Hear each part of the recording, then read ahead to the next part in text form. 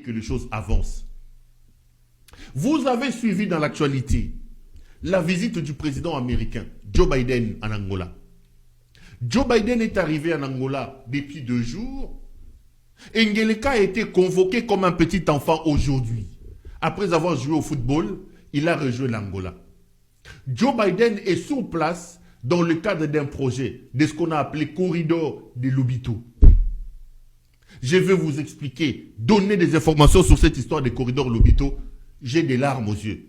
Mais Ngeleka a quand même tenu un discours dans cette histoire-là.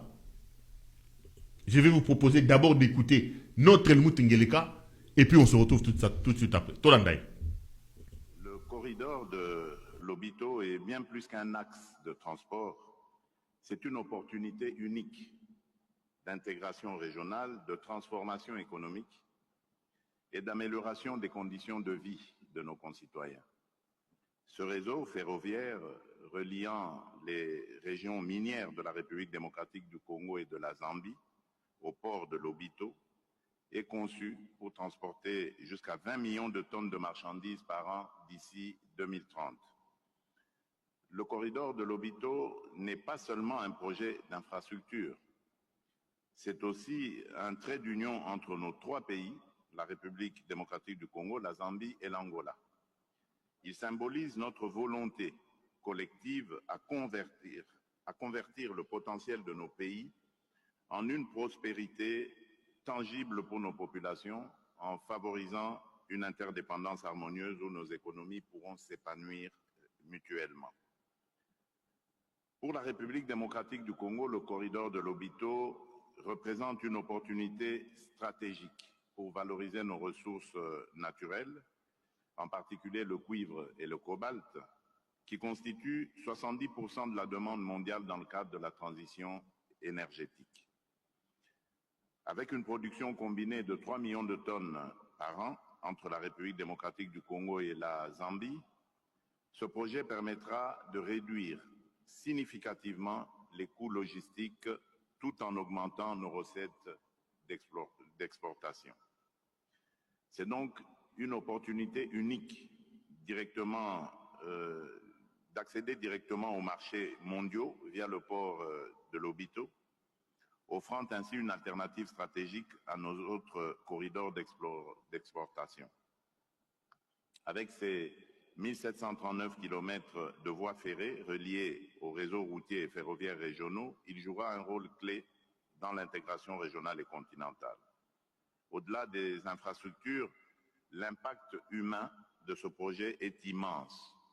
Ce corridor catalysera la création de plus de 30 000 emplois directs et indirects, réduisant la pauvreté et favorisant le commerce intra-africain en ligne avec l'agenda 2063 de l'Union africaine. Le temps de transit des marchandises, actuellement de plus de 30 jours, sera réduit à moins de 10 jours, augmentant ainsi notre compétitivité sur les marchés internationaux. Ce projet n'est pas seulement une voie logistique, mais un moteur de transformation économique et sociale pour des millions de nos concitoyens. Et la République démocratique du Congo est pleinement engagée dans ce projet. À cet effet, des actions concrètes ont été entreprises pour moderniser nos infrastructures ferroviaires, portuaires et routières. Ces efforts visent à établir des connexions fluides et stratégiques entre nos principaux sites miniers tels que Kolwezi et Likasi et les terminaux ferroviaires du corridor. Parallèlement, nous avons placé la transformation locale de nos ressources naturelles au cœur de notre stratégie économique. Il est impératif que les richesses de notre sol contribuent directement au bien-être de nos populations. Cela passe par le développement de chaînes de valeur industrielles locales, ajoutant une valeur significative avant toute exportation. Dans cette dynamique, le projet INGA 3 ainsi que d'autres initiatives en énergie renouvelable sont essentielles pour fournir une alimentation énergétique fiable, durable et adaptée aux exigences de notre industrie en pleine expansion. Ces efforts contribueront à rendre nos investissements plus compétitifs tout en respectant nos engagements environnementaux. Par ailleurs, nous continuons à renforcer le cadre institutionnel et juridique pour encourager les investissements privés et garantir une gestion transparente et responsable de nos ressources.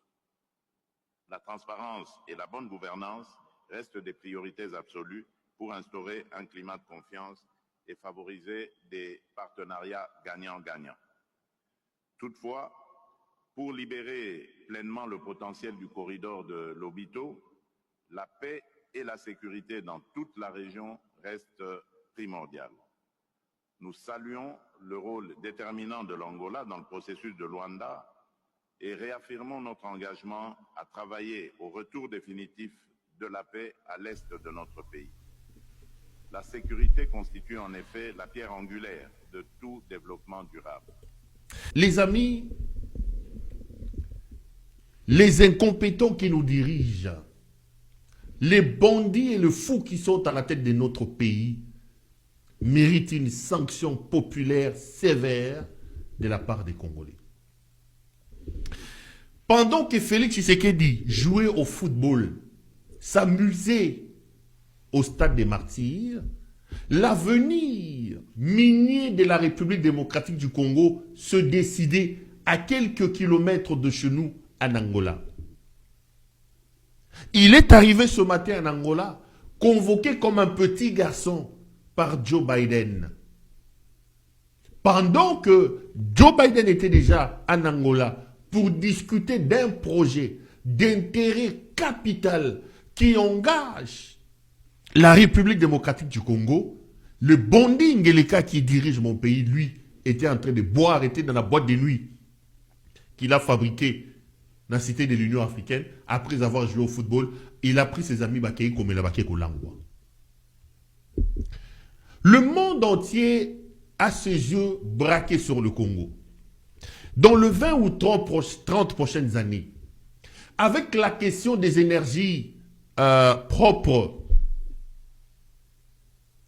les gens sont en train de chercher comment s'approvisionner en énergie propre, comment inventer les outils, les structures de travail quotidien sur base de l'énergie propre. C'est comme ça que vous entendez qu'on parle aujourd'hui des véhicules électriques. Mais sur la question du véhicule électrique, la République démocratique du Congo est le poumon.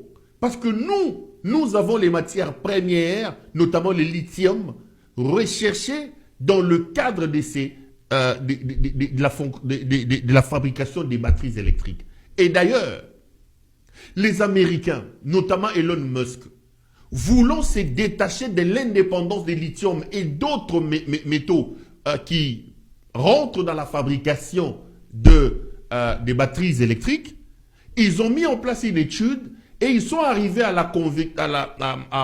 mettre en place un autre procédé de fabrication de ces batteries, lié notamment avec le nickel. Mais même quand ils vont fuir les lithium et d'autres métaux, ils vont avoir besoin de nickel. Et le Congo a le nickel, notamment dans le Kasaï. Nous sommes un pays richement béni. Le Congo a la malchance de nous avoir comme peuple. Mais nous avons la chance d'avoir le Congo comme pays.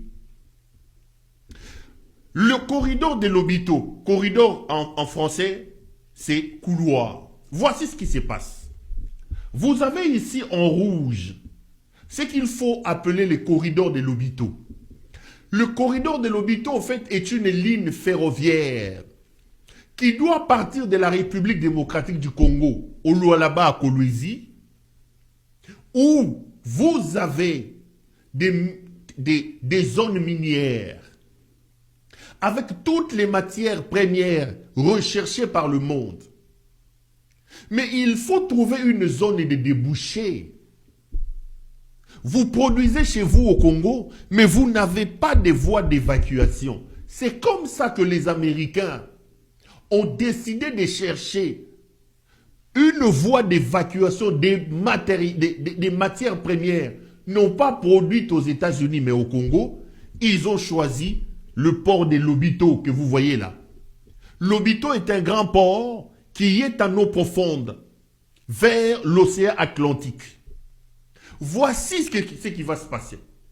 Ils vont construire ces lignes ferroviaires d'environ 1700 km qui partent de la République démocratique du Congo, traversent une partie de la Zambie pour déboucher vers Lobito, au port de Lobito, et prendre la mer pour l'évacuation.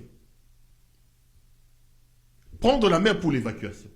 Donc, nous, le Congo, au niveau des Kolwezi, au niveau du Grand Katanga, nous allons rester une zone de production et les gens viendront prendre chez nous pour trouver l'Obito. Et les Américains ont financé, continuent à financer donc la construction de cette voie ferroviaire qui part du port de Lobito vers l'intérieur de la République démocratique du Congo et plus précisément vers le Lualaba où se trouvent les matières précieuses et les minerais recherchés par le monde entier.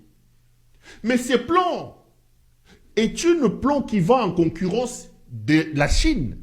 Parce que la Chine a aussi fait pareil. La Chine qui contrôle aujourd'hui l'essentiel des zones minières au Congo et notamment au Lualaba, la Chine, a plutôt choisi une autre voie contraire. Ce que les Américains veulent faire avec l'Obito, les Chinois l'ont déjà fait avec le port de Dar es Salaam. C'est-à-dire, vous produisez chez vous les entreprises chinoises installées dans l'est, dans le Grand Katanga, viennent prendre vos matières premières sans les raffiner chez vous. Ils le prennent de manière brute, sans aucune usine de raffinerie chez nous.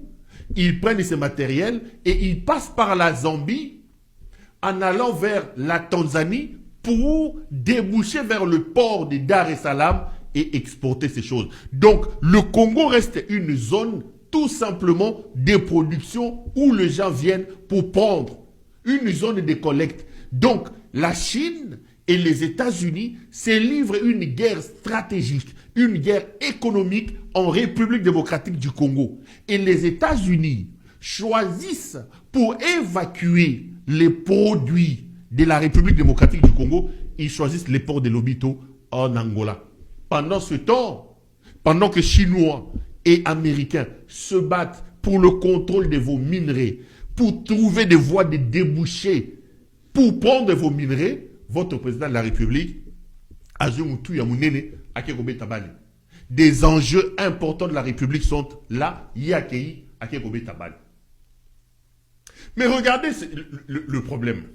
En réalité, si le Congo était sérieux, si le Congo avait des dirigeants qui ont une idée, qui sont dignes, si on avait des projets, nous ne pouvions jamais accepter que les matières produites chez nous, alors que nous-mêmes, nous avons une ouverture vers la mer, nous ne pouvions pas accepter, si on était sérieux, que des millions et même des milliards de dollars soient investis d'un côté pour construire le corridor de Lobito et de l'autre pour construire le corridor vers le Dar es Salaam. Parce qu'en réalité, nous produisons chez nous, à Kolwezi. Si nous étions des hommes normaux, nous pouvions nous organiser à l'intérieur de notre pays.